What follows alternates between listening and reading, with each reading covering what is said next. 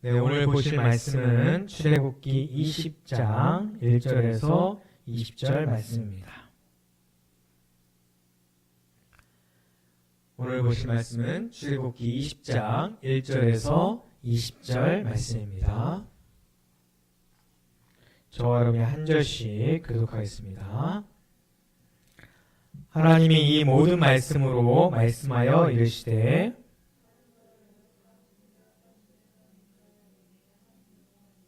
너는 나 외에는 다른 신들을 내게 두지 말라.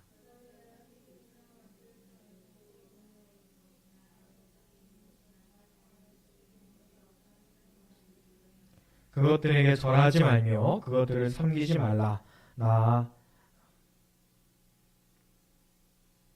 내 하나님 여호와는 질투한 하나님인즉 나를 미워하는 자의 죄를 갚되 아버지로부터 아들에게로 3, 4대까지 이르게 하거니와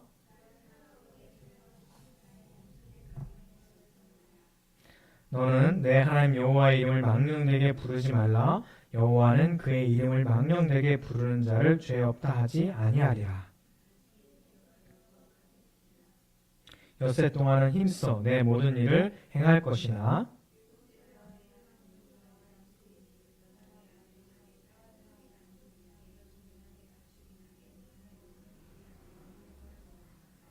이는 엿새 동안에 나 여호와가 하늘과 땅과 바다와 그 가운데 모든 것을 만들고 일곱째 날에 쉬었습니다. 그러므로 나 여호와가 안식일을 복되게 하여 그날을 거룩하게 하였느니라.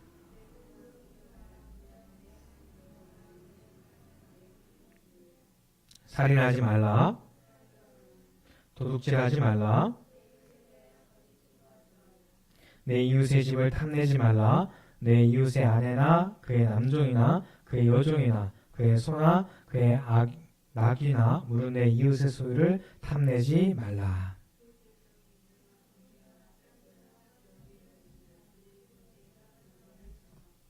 모세에게 이르되 당신이 우리에게 말씀하소서 우리가 들으리이다. 하나님이 우리에게 말씀하시지 말게 하소서 우리가 죽을까 하나이다.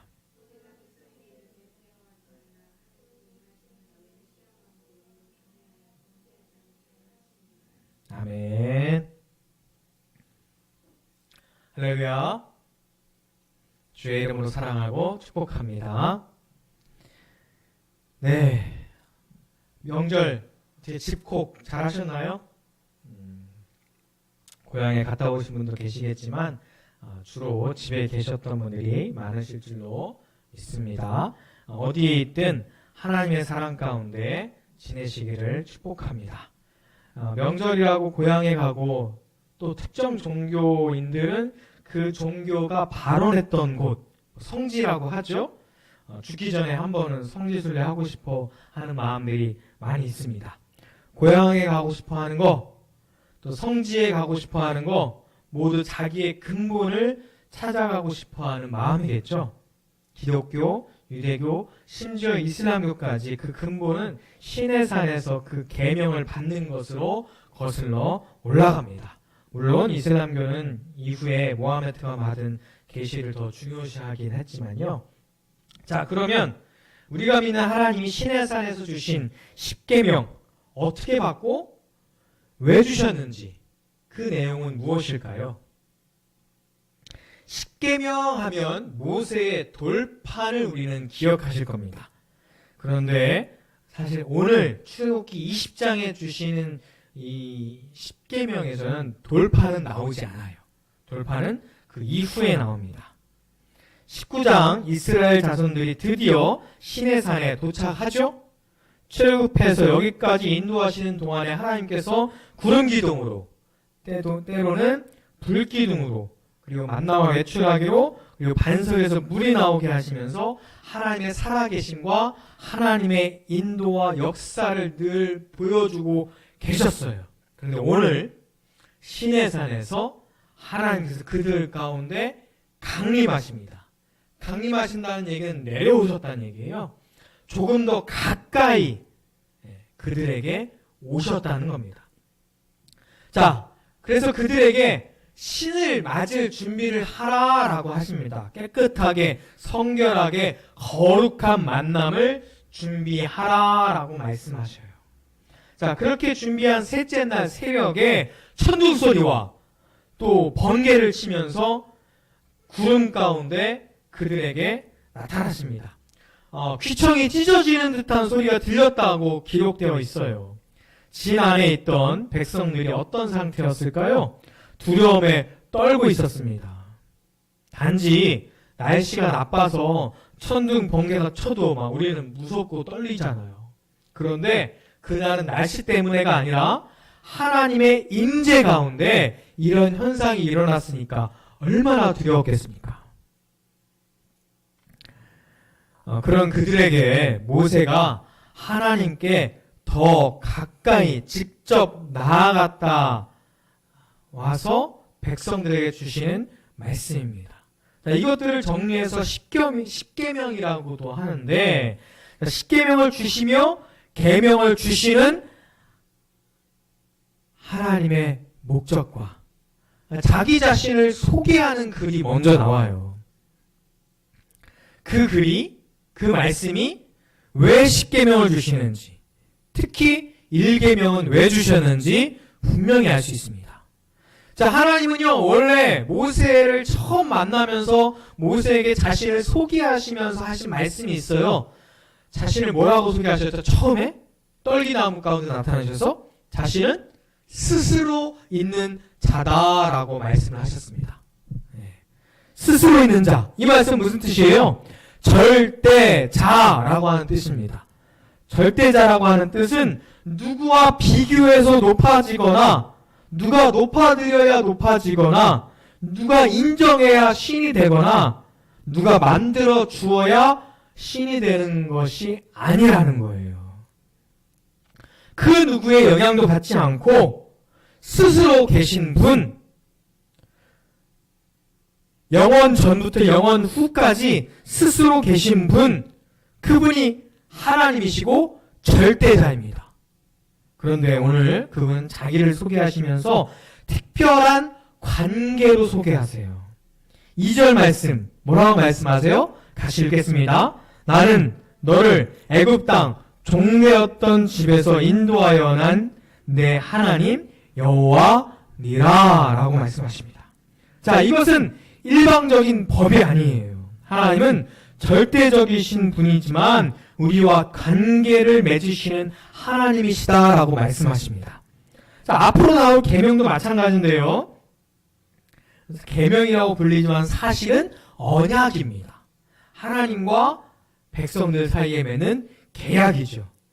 우리를 인도하신 하나님, 종에서 자유인으로 인도하신 하나님, 죽음에 있었지만 생명으로 이끄신 하나님, 하나님을 대적하는 자들을 따르는 자들로부터 하나님을 따르는 자들로 이끄신 하나님, 예전은 미워하던 자들이 이제는 사랑하며 살게 하신 하나님, 절망 속에 살던 우리를 이제는 희망 속에 살게 하신 하나님, 나만 알던 우리를 남 알고 이웃을 알게 하신 하나님, 나를 창조하셨던 그분께서 창조의 원형을 회복하게 하신 그 하나님께서 우리와 약속을 맺으시는 거예요.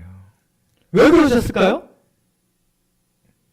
10가지 말씀을 살펴보고 그 마지막에 도대체 하나님께서 왜 우리에게 언약을 맺으셨는지 하나님의 뜻을 우리가 알아보았으면 좋겠습니다. 첫 번째 말씀은요, 3절 말씀. 너는 나 외에는 다른 신을 내게 두지 말라라고 말씀하십니다. 자, 이 말씀을 예를 들면서 어떤 사람들은 아니 기독교가 유일신이라고 하나님만 신이라고 그러더니 아니 이 첫 번째 이 계명을 통해서 보면 아니 이미 다른 신들이 존재하는 것을 전제하는 말씀이 아니야. 다른 신들이 이미 있으니까 나 외에 다른 신을 두지 말라라고 이야기하는 거 아니냐라고 반대로 이야기하는 사람들이 있어요. 그러니까 이미 거기서부터 기독교는 모순된다. 유일신은 모순된다라고 반박하는 사람이 있다는 거죠.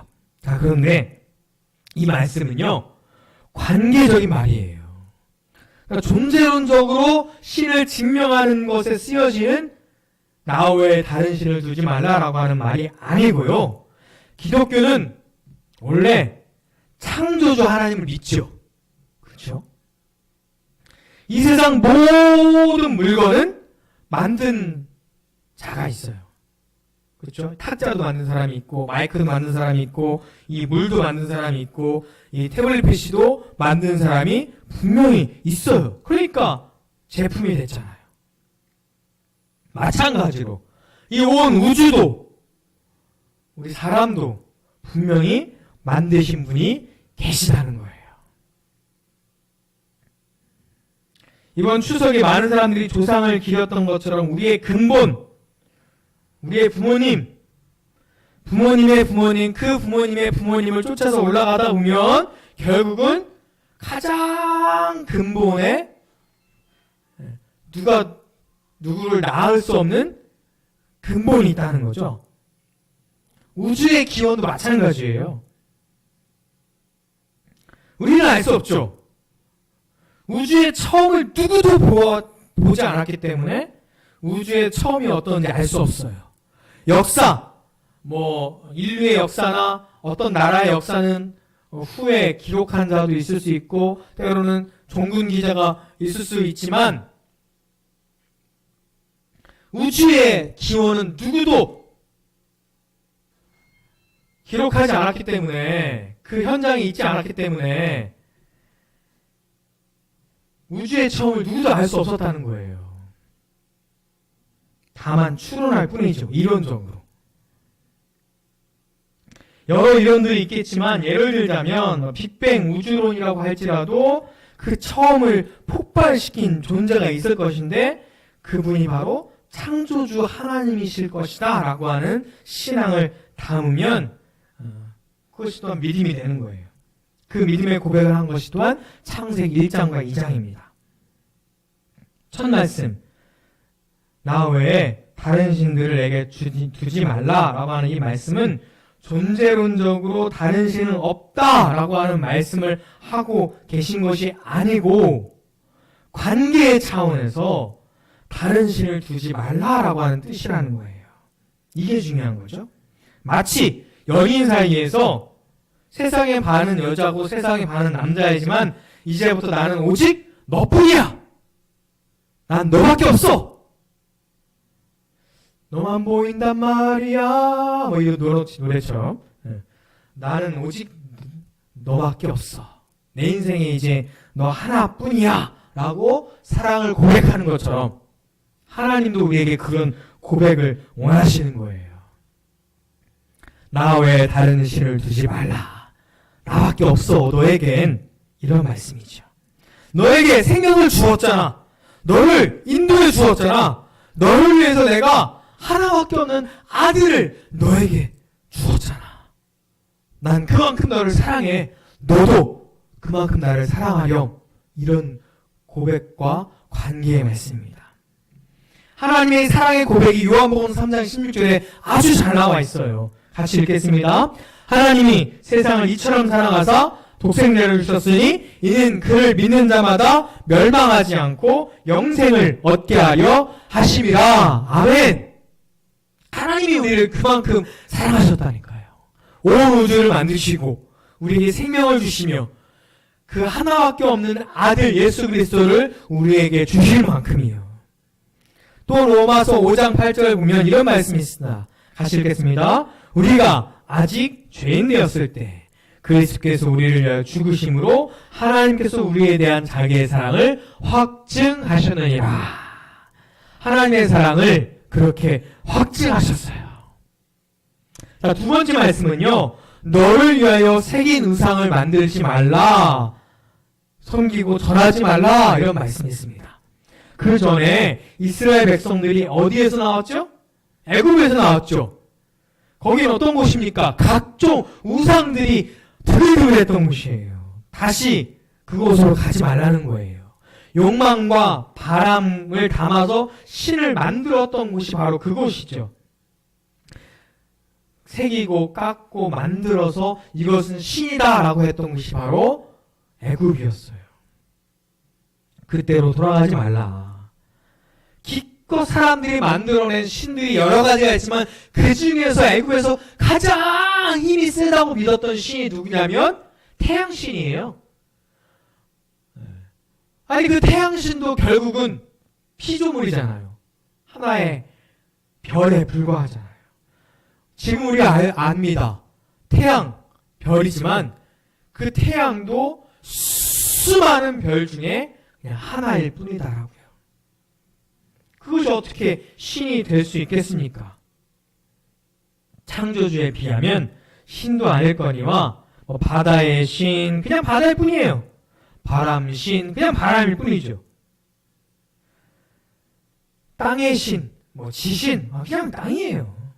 나무가 아무리 몇백 년이 되고, 이야, 영험할 것 같다라고 한다 할지라도 그 나무도 결국은 언젠가 죽게 되죠. 결국은 하나님께서 만드신 피조물에 불과합니다.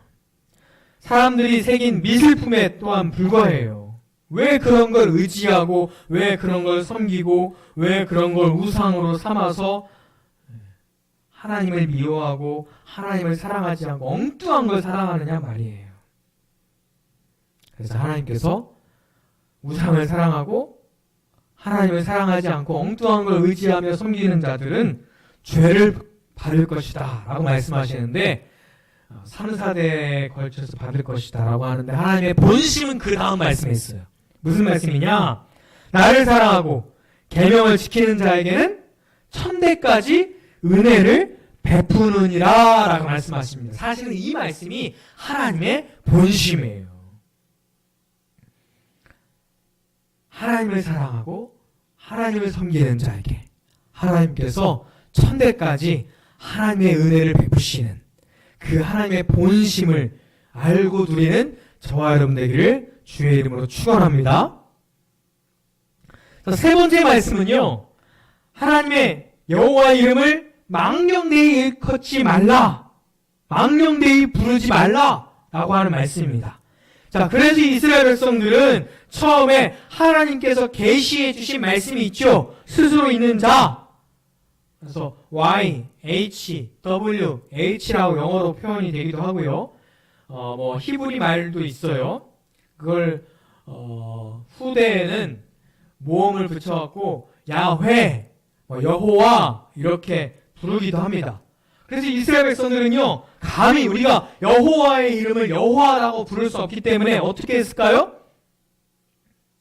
아도나이, 주님이라고 하는 뜻으로 아도나이라고 대신 불렀어요. 감히 우리가 여호와라고 부를 수 없다라고 하니까. 표면적으로는 여호와의 이름을 망령되이 부르지 말라라고 하는 이 말씀을 잘 지켰어요. 그래서 아도나이라고 따로 불렀기 때문에. 그런데요, 주님이라고 하는 뜻이잖아요. 주님이라고 부르긴 부르는데 그들이 주님을 주님으로 대하지 아니하고 자기의 종처럼 여기며 살았던 적이 너무나 많이 있습니다. 우리도 마찬가지죠. 최근에 전땡땡이 하나님 나한테 까불면 죽어 이런 아주 정말 하나님을 망령되이 일컫는 말을 해서 너무나 참 마음이 아픈데요. 그런 과격한 형식을 취하지 않았다 할지라도 우리가 입술로는 하나님을 거룩하게 불렀다 할지라도 우리가 하나님을 하나님 되게, 주님을 주님 되게 존중하지 않았더라면 똑같은 행동을 했다라고 하는 거예요. 마치 이런 거죠. 대통령을 불러놓고 통장이나 후평동 동장을 대하듯이 혹은 그에게 뭔가를 요구하듯이 한다면 대통령을 망령되이 부르는 거죠. 네 번째 말씀은 안식일을 기억하라 라고 하는 말씀인데요. 자, 물리적인 하루를 쉬라라고 하는 의미보다 더 중요한 것은 하나님을 기억하라 라고 하는 말씀입니다. 하나님의 우리를 향한 사랑을 기억하라라고 하는 말씀이에요. 자, 안식일에 아무 일도 하지 말라 라고 말씀하시는데, 사실 그것보다 더 인상적인 것은 너나 내 아들이나 네 딸이나 네 남종이나 내 여종이나 네 가축이나 심지어 네 집에 머무르는 개까지도 쉬라라고 말씀하세요. 이게 무슨 말씀이에요? 자, 요즘에 이스라엘 나라에서 유대인들 중에서도 이 율법을 극단적으로 지키는 사람이 있는데, 그 사람들은 어떻게 하냐면요, 엘리베이터를 탈 때 버튼을 누르는 것조차 일하는 것이다 라고 해서 안식일에는 버튼을 누르지 않아요. 그래서 두 가지 방법으로 엘리베이터를 타는데, 유대인이 아닌 사람 중에서 엘리베이터 버튼을 대신 눌러주는 사람이 있어요. 또 어떤 것은 안식일 전용 엘리베이터라고 그래가지고 층층마다 다 쓰는 게 있어요. 그래서 나는 안식일을 잘 지키고 있지 그러면서 엘리베이터를 타는 거죠. 그 사람은 안식일을 지켰을지 몰라도 그 엘리베이터 버튼을 눌러주는 사람, 혹은 그 안식일 전용 엘리베이터 때문에 에너지를 훨씬 더 많이 쓰게 되잖아요.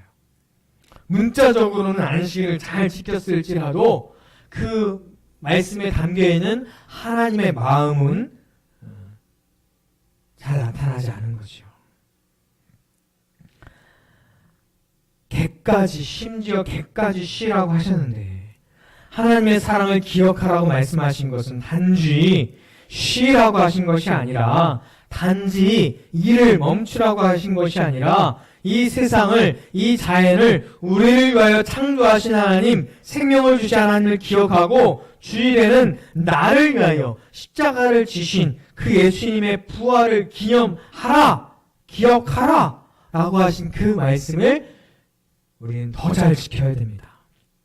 그 사랑으로 주일을 어디에서 무엇을 하며 지내든 그 하나님의 사랑을 기억하며 그 하나님 사랑 가운데 우리가 어디에서 무엇을 하며 안식일을 지키든, 그 사랑이 없으면, 그 부활의 감격이 없으면 어떤 형태로 주일을 지키더라도 주일을 지키는 게 아니죠. 안식일을 지키는 게 아닙니다.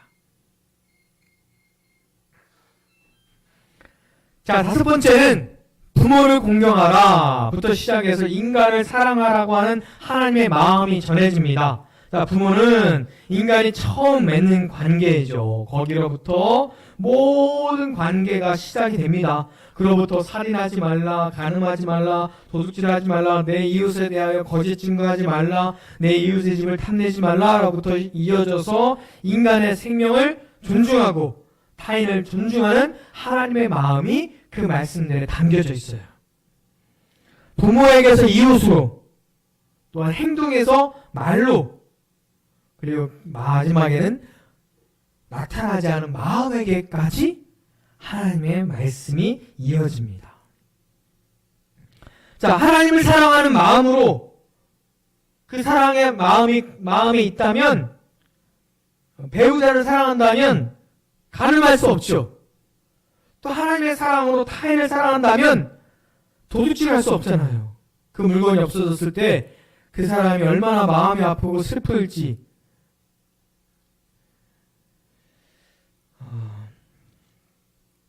요즘 사회가 또한 진영으로 갈라져가지고 상대방에 대한 가짜 뉴스를 마구 퍼뜨립니다. 시간이 지나고 나서 그것이 얼마나 근거 없는 가짜 뉴스였는지도 밝혀지기도 하죠. 시간이 지나서 밝혀지지만 뉴스에 잘 나오지 않아서 이미 그 가짜 뉴스로 인해서 상처받고 삶이 파괴된 사람들은 이후에 회복되기가 참 어려운 것 같아요. 얼마나 그동안 그렇게 힘들었을까요? 나와 종교적으로, 사회적으로, 정치적으로 때로는 생각이 달라서 다른 편에 있다 할지라도 SNS를 통하여 가짜뉴스를 공유하고 남을 비방하는 것은 많이 신중해야 될 것 같아요. 내가 비록 정말 싫어하는 사람이라 할지라도요. 탐내지 말라. 어떤 행동으로 아직 나타나지 않았지만 우리의 마음 속에 있는 것 자체가 죄라 말씀하십니다. 예수님도 말씀하셨죠? 마태복음 5장 28절 같이 읽겠습니다. 나는 너희에게 이르노니 음욕을 품고 여자를 보는 자마다 마음에 이미 간음하였느니라. 이 말씀은 단지 7번 7번째 계명에 한정된 것이 아니라 인간의 모든 행동이 마음으로부터 비롯되기 때문에 그 마음에 선한 것을 가득 채우라 라고 하시는 말씀이에요. 누가복음 6장 45절 같이 읽겠습니다. 선한 사람은 마음에 쌓은 선에서 선을 내고 악한 자는 그 쌓은 악에서 악을 내나니 이는 마음에 가득한 것을 입으로 말함이니라. 선한 것을 채우는 것은 하나님의 마음을 가득 채우는 것을 말씀하십니다. 하나님을 마음에 두지 않을 때 우리가 죄를 짓기 시작을 하죠. 그래서 로마서 1장 28절에 이런 말씀이 있어요. 같이 읽겠습니다. 또한 그들이 마음에 하나님 두기를 싫어하며 하나님께서 그들을 그 상실한 마음대로 내버려 두사 합당하지 못한 일을 하게 하셨으니. 자, 여기서 율법과 의와 심판에 대해서 너무 많이 나가면 오늘 설교가 안 끝날 수가 있으니까요. 자, 이렇게 하나님께서 이스라엘 백성들에게 말씀을 주셨는데 왜 주셨을까요? 그게 중요하죠. 우리들의 자유를 통제하려고요? 억압하려고요? 답답하게 하시려고요? 아니죠. 계속 말씀드렸지만 하나님께서는 이스라엘 백성들을 사랑하셨기 때문에 율법을 주셨어요. 사랑했기 때문에 계명을 주셨어요. 사랑해서 말씀을 주신 겁니다. 하나님께서 직접 나타나셔서 천둥과 번개가 막 치고 고막이 찢어지는 가운데 큰 소리를 주시면서 그들에게 말씀을 주셨습니다. 그들이 두렵습니다. 모세요, 하나님이 직접 우리에게 말씀하지 않게 해주십시오 라고 요청할 정도였는데, 그래서 모세가 그들에게 말하잖아요. 두려워 떠는 그들에게 모세가 두려워하지 말라 라고 말씀하시면서 하나님의 마음을 전해줍니다. 그 하나님의 마음이 뭐예요? 20절 말씀 같이 읽겠습니다. 모세가 백성에게 이르되 두려워하지 말라. 하나님은 임하심은 너희를 시험하고 너희로 경외하여 범죄하지 않게 하려 하심이라. 이 말씀이 하나님의 본심이라는 거예요. 자, 시험한다는 것은요, 시험 쳐서 떨어뜨리려고 시험 보는 거예요? 물론 그런 시험도 있어요. 그런 시험도 있는데 하나님께서 이 시험 치시는 이유는 떨어뜨리려고 하는 시험이 아니에요. 자, 선생님들이 시험 전에 이렇게 시험 범위를 막 가리키면서 시험 수업에 꼭 하는 말씀 있죠. 자, 여기 시험에 꼭 나온다. 잘 기억해. 자, 여기 시험 범위야. 잘 기억해. 이거 꼭 암기해둬야 돼. 이거 중요한 거야. 이렇게 말씀하시는 이유는 뭐예요?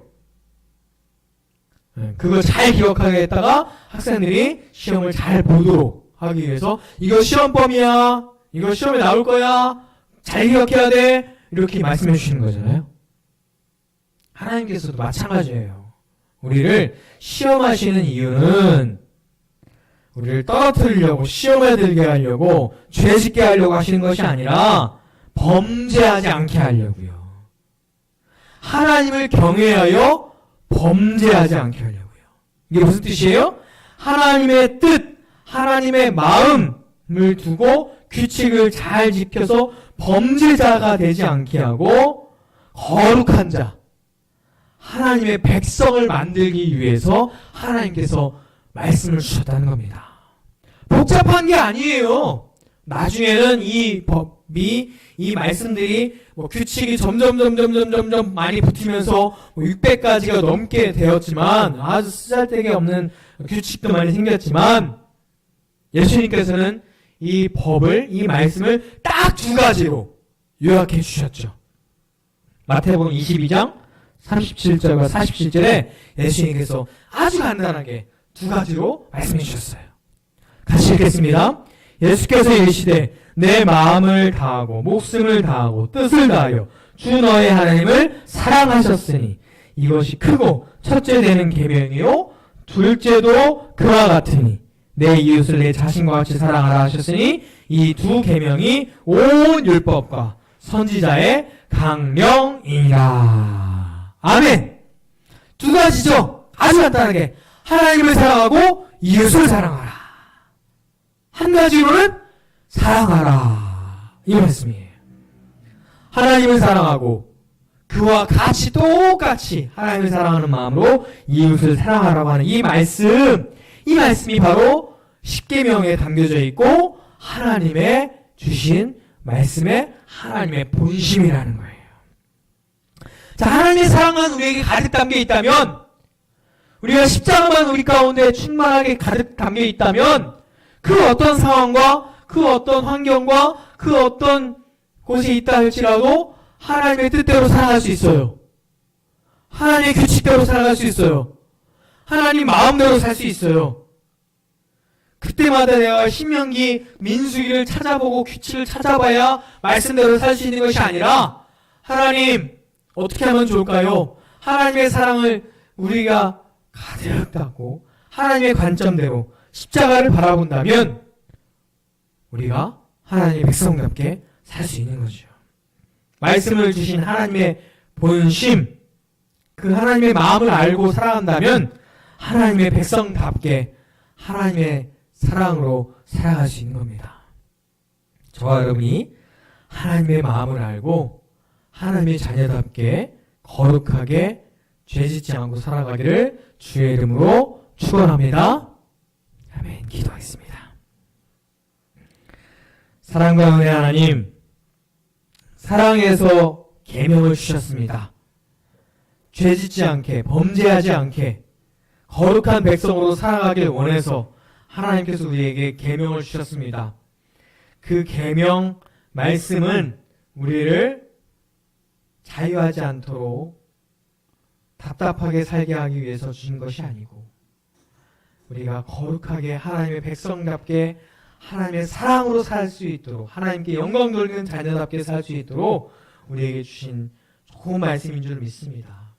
하나님의 마음을 우리에게 가득 담게 하시고 십자가를 바라보며 예수 그리스도의 생명이 우리 가운데 가득하게 하여 주셔서 어디에 있든 무엇을 하든 어떤 상황에 있든 누구를 만나든 하나님의 자녀답게 살게 하여 주시옵소서.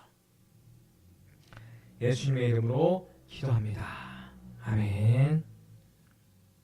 그 사랑 찬양하시는 기도하겠습니다. 사랑과 은혜 하나님 감사합니다.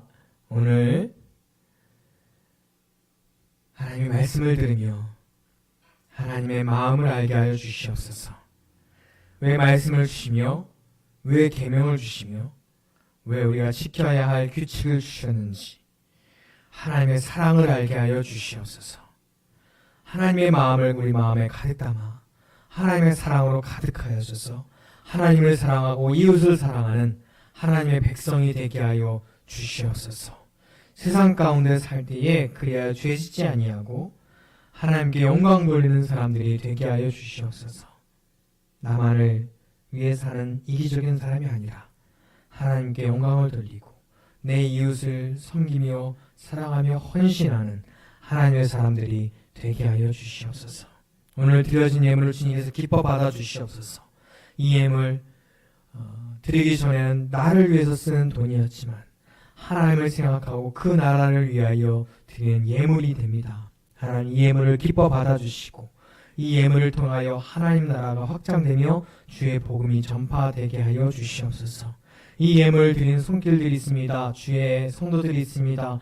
그 성도들이 어디에서 있든지 주의 예물을 드린 그 손길과 그 가정과 그들의 기도 제목을 지켜주셔서 그들에게 하나님의 은혜가 충만하게 내리게 하여 주시옵소서. 하나님의 사랑을 늘 체험하며 사는 하나님의 사람들이 되게 하여 주시옵소서. 이제는 우리 주 예수 그리스도의 은혜와 하나님의 크신 사랑과 성령의 함께 하심이 오늘 예배를 드리는 모든 사람들에게 이제부터 영원토록 함께 하시기를 간절히 축원하옵나이다. 아멘.